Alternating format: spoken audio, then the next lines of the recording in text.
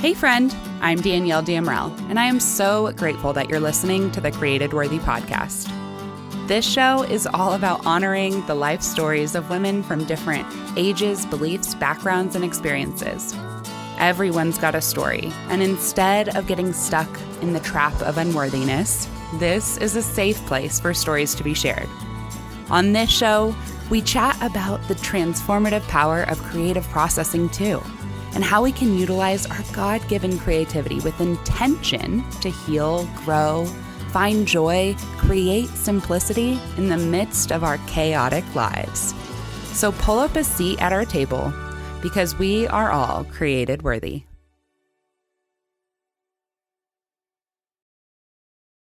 Hello, welcome back to the Created Worthy podcast. Today, I am joined by another worthy warrior, Deirdre Palm Adams. Deirdre is the founder and visionary behind the brand Love How Good You Feel. She is a well-being strategist who is highly energized and passionate about helping others reach their full potential and live their best life. Not afraid of hard work, she enjoys a successful career in fashion, is a best-selling author, and leverages her entrepreneurial spirit in her e-commerce wellness and natural beauty business. Deirdre is a dynamic executive with extensive experience in driving strategy and leading successful teams. In her corporate career, she quickly rose to the top of both the fashion and social networking industries. She remains a high-energy mentor that thrives on transforming mindsets while helping others achieve a well-balanced, limitless life filled with abundance. Deirdre believes in living a spiritual life filled with joy and gratitude. She values family, friends, and of course is obsessed with her poodle named Rocky, who is the star character in her children's book series, The Adventures of Rocky. These heartwarming tales encourage children to believe in themselves and include two books, Don't Worry, Rocky, and Don't Be Afraid, Rocky. She's a Jersey Shore girl at heart. Deirdre enjoys the beach. She's at the beach right now, and life with her husband. Together, they create a life of love, laughs, and dreams. I had the absolute privilege of getting to know Deirdre over the last, actually almost a year, as both a client and more importantly, a friend, as she's walked through the process of sharing her life story in writing. I was honored to serve as the life story coach and collaborative book manager overseeing the Elevate 360 Mastermind book, Living All Out, which was released in August of 2023. This book is a look into the lives of 20 entrepreneurs who boldly decided to break free from the chains of burnout in order to elevate their impact and legacy. And guess what? It became an Amazon bestseller literally within hours. I am so proud of these authors, and I'm so inspired by their courage and vulnerability to share their real life stories. Deirdre, thank you so much for joining me today on the Created Worthy podcast, and I can't wait to hear even more about your real life story. Well, thank you for that really kind introduction. And I have to say that, Danielle, from the moment I met you, I knew that we were going to be soulmates. There's something about you. We're so aligned, and I just feel so comfortable with you. So I first and foremost, I'm so appreciative of you as a friend and also as really a supporter to that final book that we just wrote and just released. It was really a great story to tell, but I needed someone to help guide me along the way to make sure that I was hitting the right points and saying the right things. And, you know, a lot of times you have this fear of exposing yourself, and you just made it so comfortable. So I appreciate that. Vulnerability is like the core of so much growth. And I think we really focused hard on that in setting an intention from the very beginning of like, what's your intention for other people to learn from your story? And I just remember you being like, I just want to inspire other people. I was like, well, all you got to do is be yourself then. And you did it. And I'm so proud of you. And you have the book actually, right? Yes, here it is. Here it is. For those on YouTube. Yeah, we'll talk about that. It's so amazing. I love it. These are all my co-authors on the back. It was such an amazing journey. and something that was life-changing for me in so many ways, and I'll never forget it. It changed me, for sure. It changed me. And It's the a little stories in bit the book, different than writing children's books, I assume. yeah, exactly. Yes, exactly. I have a couple of questions for you. Yeah. I would love for you to just take us back to you were just starting out in your career and Mhm. I think you went to fashion school first, right? Was that the first thing you Yeah, did out of high school? I did. Yeah. Yes. Yeah, So I what wanted was your to. vision? So it's funny because I always wanted to be in fashion. In those days, I read, Vogue cover to cover, and I really admired the art of fashion. I loved it. Not necessarily the fashion that you saw in stores. It was more about the Vogue magazines and all the things that you would see in there. So I went to a fashion school. It was in Philadelphia College of Textiles and Science, one of the most famous fashion schools in the country.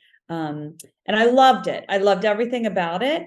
And I decided to do some time over in London and to really absorb some of that fashion experience that I could learn from Europe, because Europe has a whole different essence of fashion.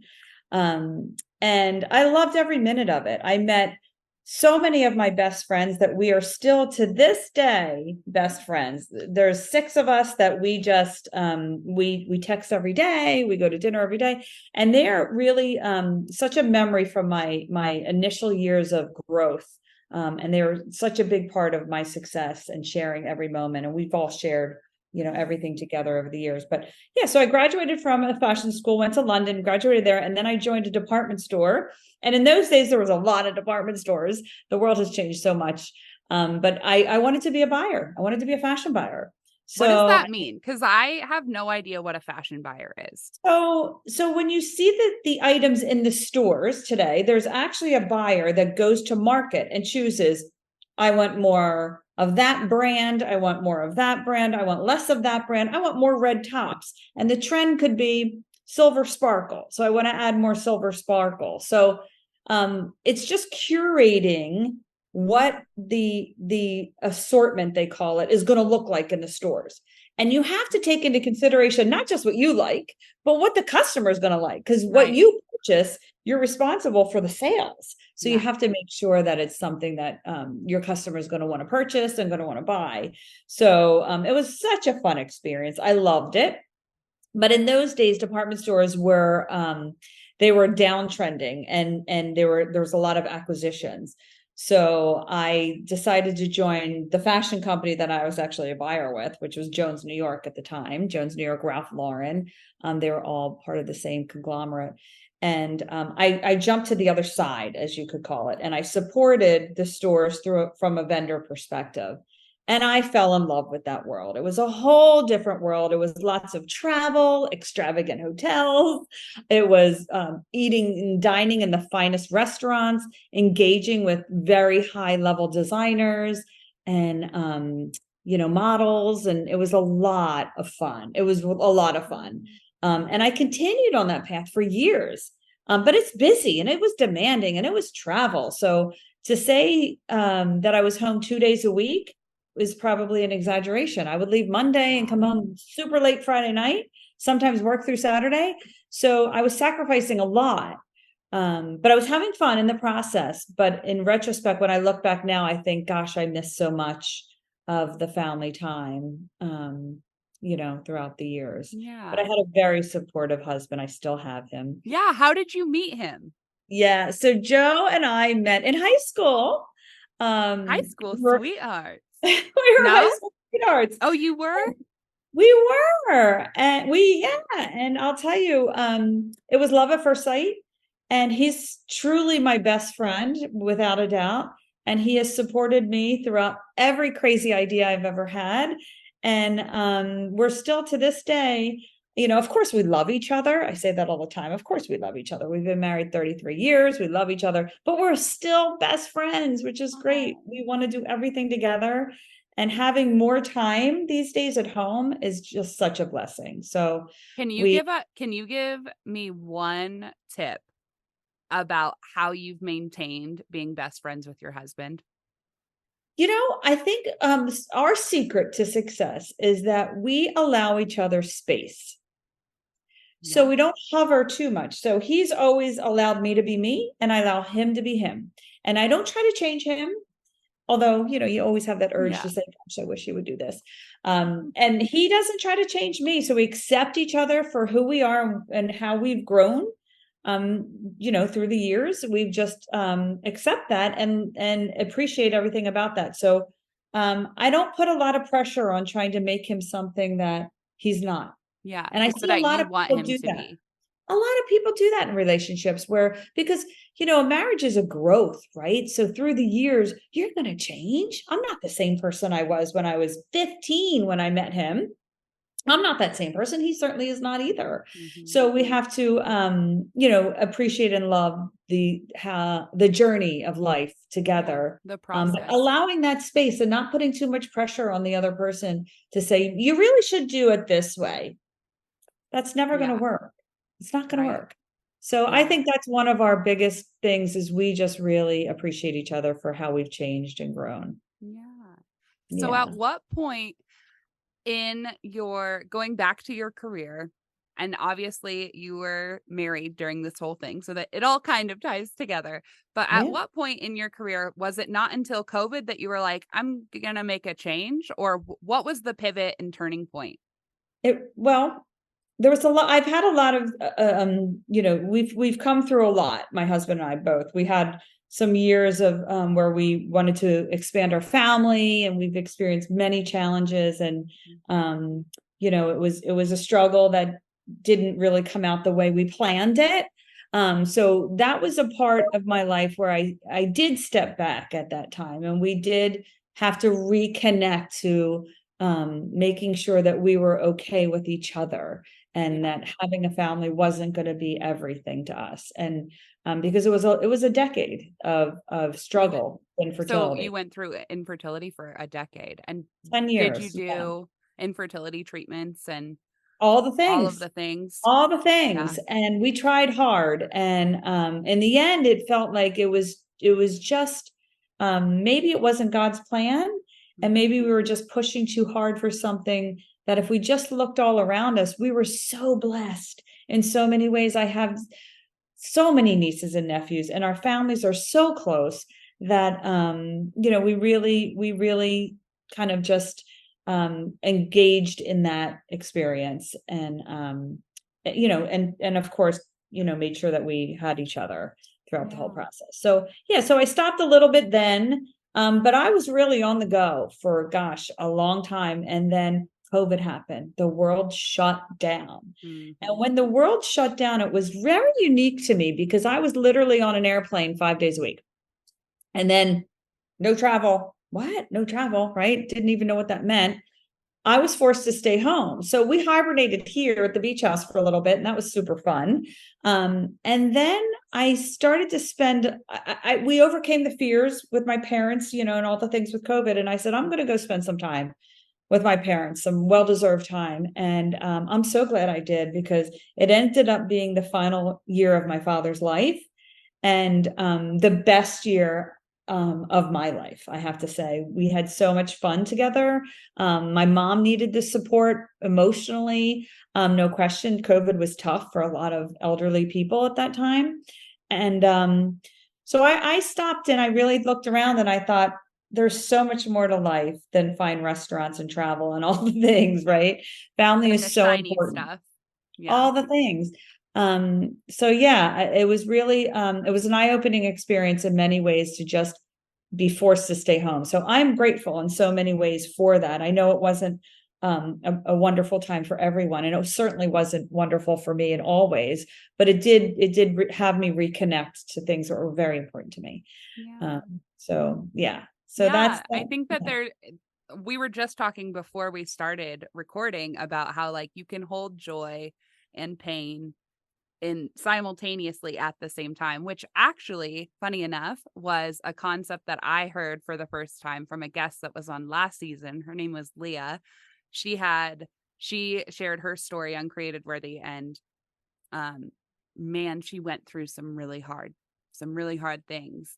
And she, in the midst of telling me this story, she was like, you know what I realized and the Lord revealed to me was that you can hold pain and joy in your hands at the exact same time. And there's actually so much beauty in that. And there's so Yeah, much growth to be found in that. And like, it doesn't have to be, I'm happy 100% of the time. And nobody is. I'm not, there's no room for anything sad, because that's just denying that life is life and that there is pain in this life. There's sorrow. There are hard things that we face, but rather approaching it in a position of like joy, right? Like, but there's still joy, but God. Beautiful. I love that. And you never really appreciate how good things are if you don't experience those pitfalls. You have to have Exactly. them. They can help Yeah. you readjust and reconnect to you appreciate the good times so much better when Yeah. you have those downsides. But For yeah. sure. So yeah, it changed a lot of things in many ways for the better as well. Is that Uh, when you started writing your children's books? So I'm not a writer, right? So I like if you were to ask me 5 years ago, are you a writer? I'd say, I could write, but I don't know, I wouldn't say I'm a writer. But we were You're also walking on, humble, so well, it's true. I mean, honestly, I never aspired to be an author. But my husband and I spent a lot of time. We would get up early and we would walk on the beach with Rocky. And Rocky's our joy, right? She's the cutest dog ever. yes. And Rocky has a lot of fears. Everything scares Rocky. And an airplane would go overhead and she'd run home. The waves would crash on her, she'd run home. So, Rocky had all these fears. And I used to say all the time, face your fears, Rocky. Don't be afraid. Don't be afraid, Rocky. And my husband said, you should really send that message out because you could help a lot of people with that message. Mhm. I thought, what, really? So I sat down and I just started writing about Rocky is having all these challenges on the beach, and she meets some friends that she opens up to about her fears, and they guide her along the way. So don't be afraid. Here's my Don't Be Afraid, Rocky. Yes. This was the first book that we wrote, and the seagull, the starfish, and the crab really teach her lessons about overcoming fears and giving her the courage that she can do it. She can get through it. And it was just a fun project. And one of the most special things about this book is my dad was there with me the whole time. So I would write and then I would run it by my dad. And, it was super fun. Oh. But a really exciting thing about this book is, of course, what a cute cover, right? Is my niece, Lindsay Morano, is the illustrator for my book. Oh. And yeah, and Lindsay is an incredible artist. She's not only an incredible, beautiful graphic artist, she's incredible with colors and she sees things so beautifully. She's adorned my beach house with tons of her artwork. I love her artwork. She's a food artist. She's a jewelry maker. Ooh. She's multi-talented Yes, she's a artist, creative through and through. so creative. She is so passionate. So there was nobody else I would have chose to be my illustrator in this book. And she brought Rocky's story to life so beautifully. And she's just a great business partner. I love everything about what Lindsay has brought to life in this book. So that book was fun. It was great.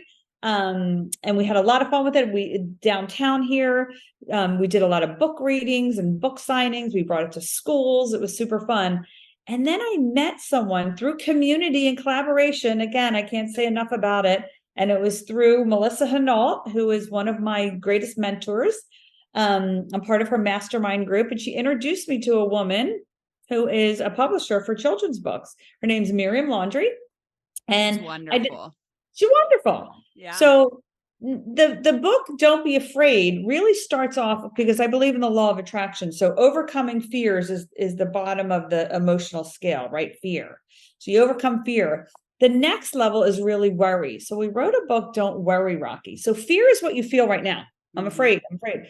Worry is what's going to happen in the future. So worry is what you're thinking about happening. So where Rocky started to worry a lot. So we wanted to help children not worry. And it was, of course, during a time where we're coming out of COVID, all these fears of kids going back to school, going back to life, the masks were on, there was all these things.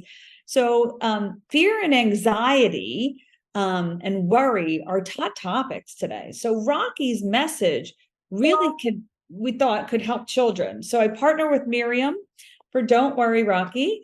And in this one, she meets a clam, a jellyfish, and a dolphin. And they help her think about gratitude, being grateful for what you have today so you don't worry about what's about to happen going forward. Be grateful. So this book, again, super fun. Yes. Loved every minute of writing it. And a big part of this book was really sharing it to children through book readings and through book signings, and spending the time with my mom. My mom's my partner in my publicity of the book, and she helps me. We went to a lot of schools and did some book readings, and Wow. it was so much fun. So much I fun. love that. And even my daughter, Deirdre, she actually sent Ella some signed copies of her books, and Ella did her first book report of her school That touched career. me. Is that what we call it? School career? Of her That schooling days on Don't Worry, Rocky, and she rocked it. We made like a little diorama, and she brought the book to school, and she told all her friends about it, and she talked about how she worried, how she gets afraid sometimes. She told them about Don't Worry, Rocky too, of course. But Ella has been a kid who has struggled with fear quite a bit. we all do. So your books have been so helpful, and even just like explaining fear as a tangible thing for kids to understand, because it's kind of a complicated emotion. Yep. And it's something that when they can see a character walking through and overcoming being afraid, they can see themselves in that. And one thing that we talked about when you were writing Living All Out was how it's so incredible to see that your motherly spirit and the what God has planted in you through the story that you've walked through in your 10 years of infertility, you're now mothering, in a sense, so many hundreds, thousands of kids through your words. It's funny because honestly, Danielle, you helped me with that realization. I didn't even realize the connection between what children's books. I don't have children, right? All the things. It was like so strange for me. And then we spent some time together in Arizona, and we did some breath work, and we were talking about really how to kind of bring your story out, right? And at that moment, I realized, oh my gosh, am I speaking to my lost babies through my books? Because I used to always think, I hope they're not afraid. I hope everything's okay where those souls went, right? So it really, I think that it kind of came full circle, and now I really believe that I'm speaking to not only the children around the world who love the book, hopefully, but also through some of the lost babies that I experienced. Yes. I hope they hear my message now to don't worry and don't be afraid. We will be together again someday, for sure. They do. I know that without a shadow of a doubt in my spirit. So Yeah. I'm So, so glad that we were able to share that moment together. And I think that was just a beautiful full circle moment, of wait, why am I doing this? Wait, what have I gone through? Oh, they actually do work together. And that's how God works, is in these beautiful full circle moments of like, okay, there was a purpose in that. And we don't fully know the purpose, of course. We will never, unfortunately, of course. But it wasn't for no reason. And he's still at work in giving your work now a purpose from that time that you walked through. absolutely. There's no question about it. And I love children. And, some of the fun things that we experienced, I have to tell you a real quick story that we were doing a book signing here downtown, and Rocky comes to the book signings, but Rocky wasn't there yet because my husband waits till we get all set up, right? So my mom and I are there, and a little boy comes up and he says, "Is Rocky here?" I said, "Oh no, she'll be here any minute." Well, he waited with his grandmother for half hour. And we were talking about all the things, and his grandmother said to me how these books have really helped him overcome his fears, and that he actually made a special trip down to our beach looking for Rocky because he wanted to tell Rocky that he was so inspired by the fact that he should express his fears to his friends and to his family and talk about his fears. So Rocky came and he actually said that to Rocky. It was the Oh sweetest thing my ever. He told Rocky, I know it was so touching. And I thought, gosh, I love to see how kids are touched by Rocky's heart.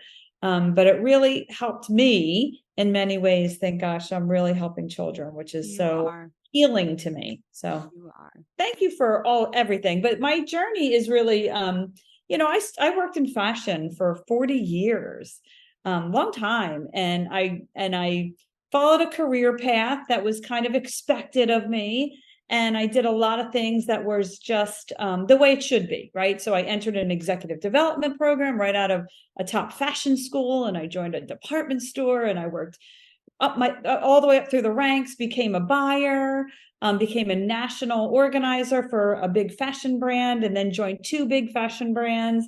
And here I am today, 40 years later. And I live a different life today than I did when I was climbing that ladder.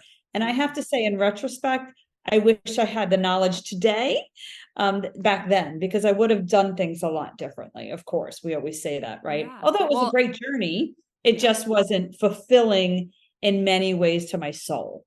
And that's exactly why it's so amazing and beautiful and powerful to share your story at whatever phase in life you are, because now you're able to pass on that knowledge to people like me and to people who are maybe just getting started in their careers and are like, I'm hustling, I'm doing the hustle thing, but they're Yes. like hustling their way into despair and depression and anxiety, or just into a life that doesn't feel aligned, which I think was more your case because you actually did love I what you love it. did. I But still do. There's no question. yeah, I love what I do. There's no question.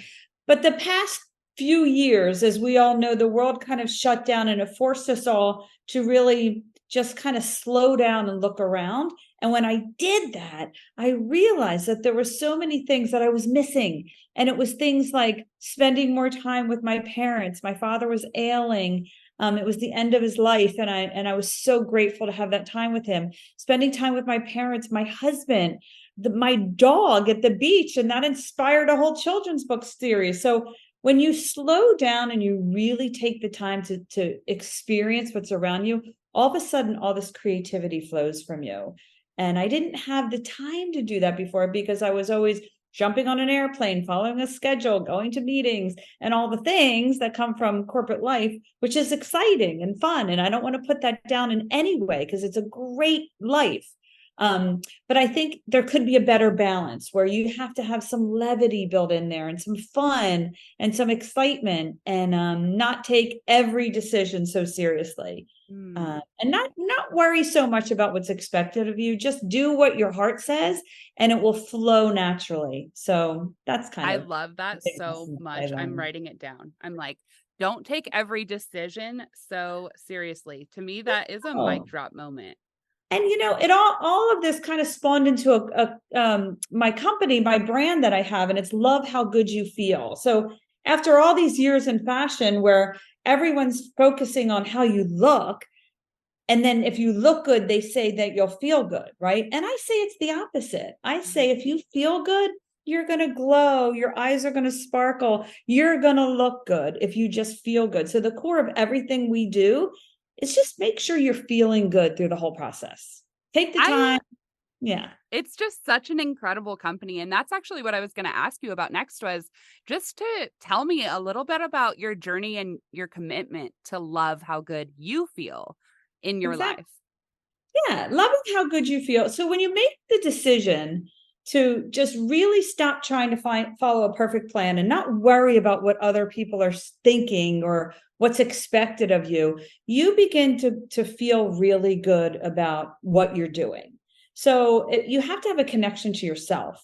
And I think, it comes in many ways. So within this brand that I have, of course, it involves some children's books that I love, but I also have I'm a well-being strategist. So I really talk to people about nutrition, elevating your well-being, right? Making sure that your nutrition and how you feel and how everything about what you do is good for your soul and your body, right?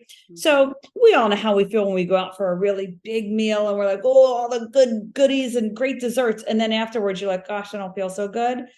I love to encourage people to fuel themselves with nutrition every day that makes you feel good all the time. It doesn't mean you can't have your cake and cookies. We all have that Yeah. because that makes you feel good too. So, so I love really just encouraging people to follow a great nutrition plan. It's such a refreshing feeling. And then I talk to people a lot about securing their financial future.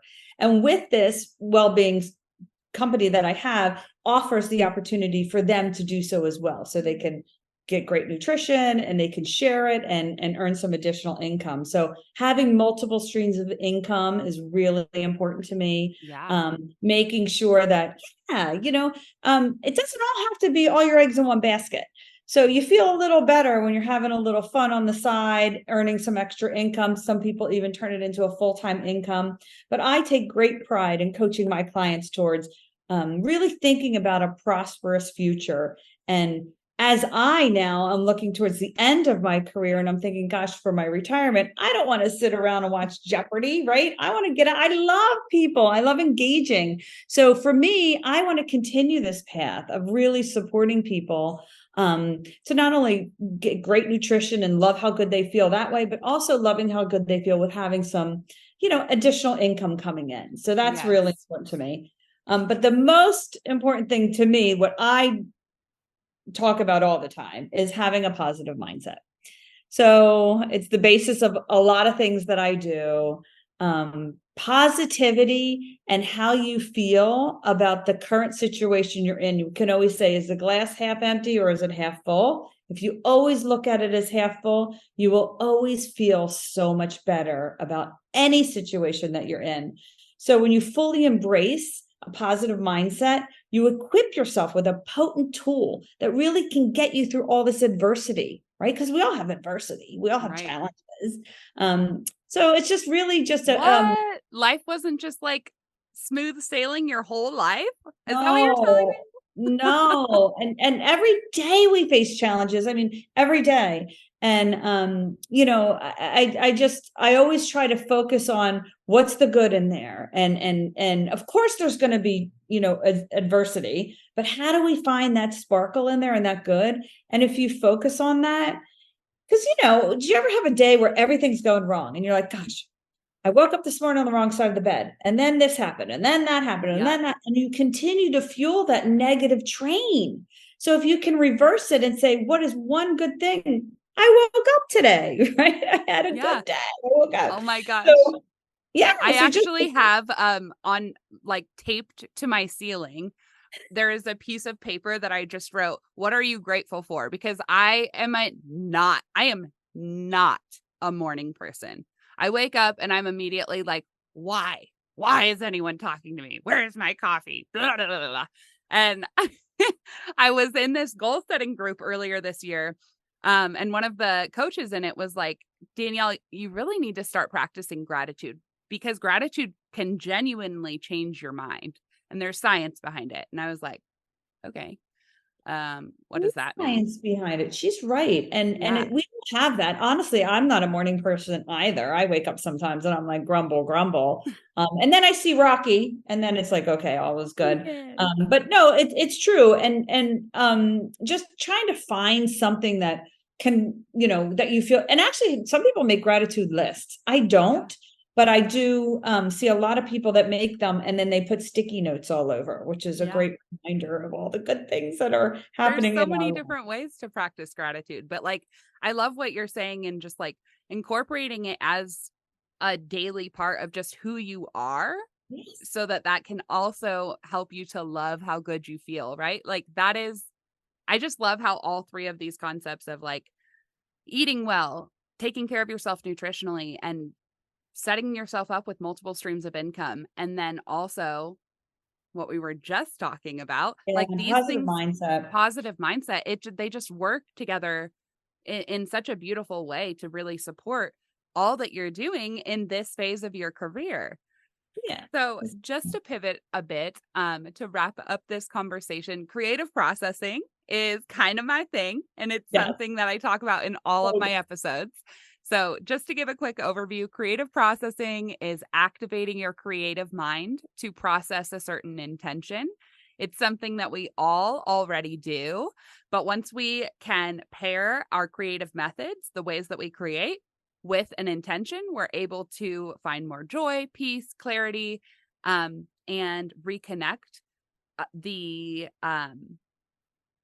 parts of us that are already there but might be lying dormant. So the like reconnect with gratitude, for instance. If we put an intention with the ways that we're creating, then we can stir up gratitude within us in a way that we wouldn't have prior if we were just going to go and write or paint or walk on the beach, for instance.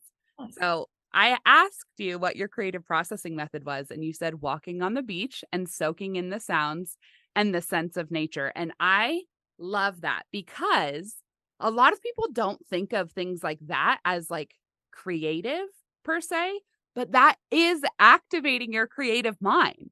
You So, talked earlier about how like walking on the beach was how you were inspired to write these books.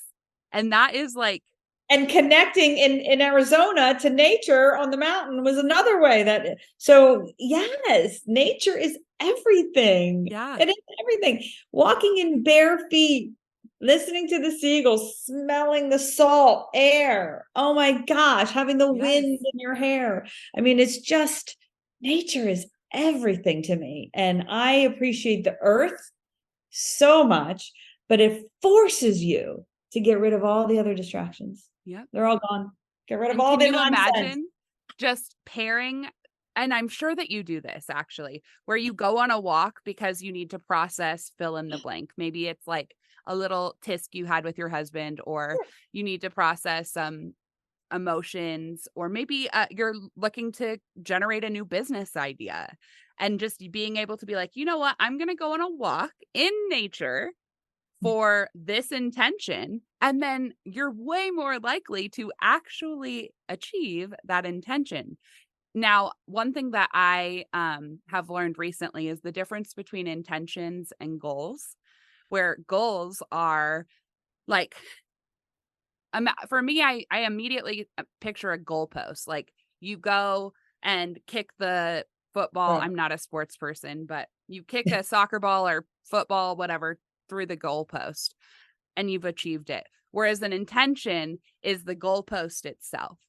It's the Oh, thing where as long as you're moving towards that, you're going to score because your intention is so much wider than your goal is. Does that make that sense? is so good. Yeah, I'm writing that down. That is so good. But I Got it. think that that is the thing with intentions that's so powerful is that when you set goals, you want to set goals that are in line with your intentions. You don't Mm. want to set intentions that are in line with your goals because then you might miss your intention or you might set the wrong intention. But if your intention is, for instance, for you with the book, my intention for Living All Out was to inspire no matter what you do, as long as you show up, you've achieved that intention. Now, if you had said, my intention is to have 45 people review the book within 10 minutes, you set yourself up for failure. Yeah, it's frustration for Yeah, sure. frustration, exactly. But your intention is so much more wider. And really, what that 45-minute 200 people, 45 people, whatever, that would be more of a goal. But if you don't make a goal, that doesn't crush you if you're still walking in line with your intentions. Love that. That is really profound. It is. And it actually takes it takes so much of that stress away Yeah. from where you want to go. Yeah. Exactly. That's And that's really why good. creative processing is just such, I truly believe that it was God who revealed it to me because it's literally, it's so simple. I overcomplicated it for a long time, but it's just creating with intention, period. That's it. Mm. However you create, however your brain activates your creativity, just put an intention with it and then you're going to achieve that. Yes. What a tool. What a tool of healing, grace, joy, clarity, all of the good things. So good. And here's the book, by the way. I wanted to celebrate the Living All Out book. This is such a great book. And of course, I love my story, but I love all of these authors. Yes. Mind blowing. And the lessons that you learn from the experiences that they've had, it's so refreshing. And we have grown so close, all of the authors in this book, as well as you and Melissa, to go on this journey together. So I love it. And shameless plug, we did a lot of creative processing in our group workshops for this book. Like in the partner editing, I was like, hey, you guys, here's your creative processing prompt. Now go do it. And you did. It was so good. Oh my gosh. It really, and it's so fun how so many people talked about how they had one thought process that they were going to put in the chapter, and then it shifted based upon your coaching and all of the things. And it turned out to be such an amazing, amazing project. I'm so proud of you guys. So with that being said, do you want to tell us anything exciting that's coming up for you in your life and business, and where listeners can connect with you? Thank you. Sure. So DeirdrePalmAdams.com is my website, and that kind of has all the things compiled in there. So if you'd like to join me in, a wellness journey, in a financial journey, and learning about Rocky's books, we have a third book coming out. I'm going to Canada with Miriam next week. I'm going to Niagara Falls, and I'm going to start plotting and charting out Don't Be Bullied, Rocky. It's going to be book number 3. Yeah. I love that. So I would love for anyone to join me at my website. And if you tap into the website for Rocky's pages, you can get a free coloring book. And if you tap into my section of the website for my business, I am offering you 10 ways to love how good you feel. So we will have all of those links in the comments, but go ahead, tell us your website name. That's DeirdrePalmAdams.com. And simple. Yeah. So thank you so much, Danielle. It's so fun collaborating with you. Oh my gosh. I look forward to seeing you next month in Nashville. That's right. And I am just so grateful to have spent some time with you here today, and for your courage and vulnerability to share your story again. Your ability to express your genuine love and care for both children and adults through your writing, coaching, mentorship, and friendship is quite literally changing lives around the world. So I just want to encourage you to keep shining, my sweet friend, and boldly loving how good you've been created to feel. You are created worthy.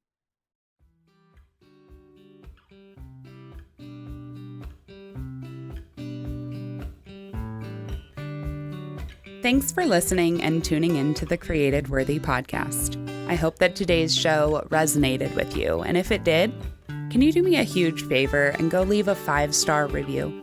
This helps more listeners find the show, and it expands the reach of the stories and concepts that are shared here. All the links and guest information are in the show notes. And if you're on social media, come hang out with me. You can find the Created Worthy podcast on both Instagram and Facebook. Or come follow along with my personal IG page, where I just share more about the real, sometimes messy life of your fellow worthy warrior. Can't wait to talk to you soon, friend. And don't forget, we are all created worthy.